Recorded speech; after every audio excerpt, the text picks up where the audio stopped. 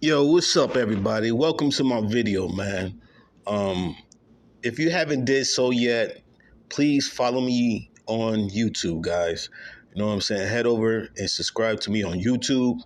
And my YouTube handle is sun, the number 9, NY vibes, man. Head over to YouTube and subscribe. I really appreciate it if you do. But I got a story for you guys, man. I grew up in Buffalo, New York, you know what I mean, and east side of Buffalo, New York. I lived all over Buffalo, Buffalo, Cheektowaga, surrounding areas. But back about 10, maybe 12 years ago, we had the October storm, man. And I'm gonna tell you this little short story, man. October storm hit Buffalo, and it was a very bad storm. You know what I'm saying? It knocked down trees and power lines, and I mean, it was an icy storm that accumulated very fast. It was like a combination of an ice mixture with snow, and Buffalo's known for getting a lot of snow and all that stuff. So, you know, at any given time in Buffalo, it'll snow at any given time in the wintertime. So you always got to be prepared for it, and dress warm and um, make sure you have plenty of things in your house, food and stuff like that, candles. Because at any given time in the wintertime in Buffalo, it can get crazy, man. It can snow at any time. So boom. So the October storm hit, and at this time I'm working at a Greek restaurant on Harlem Road. You know what I'm saying? In Cheektowaga.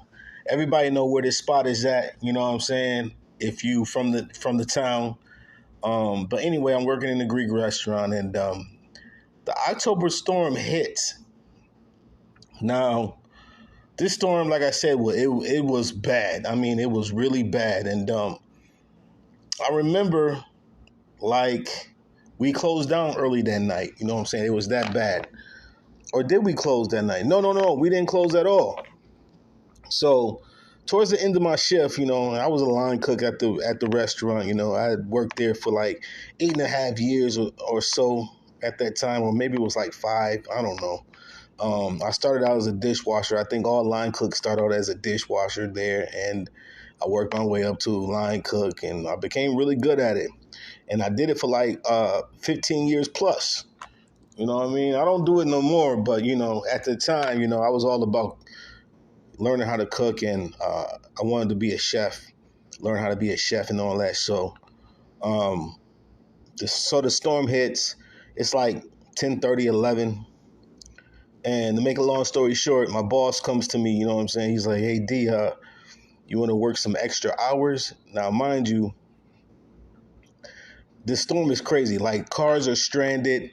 You know what I'm saying? I'm looking out in the front of the window, and I see all these cars are stranded out in the front on the road in front of the restaurant. Cars are stranded. I mean, trees are down. Snow is as high as the car roofs. It's that high. People are getting stranded coming into the restaurant because it was nowhere for people to go. You know what I'm saying?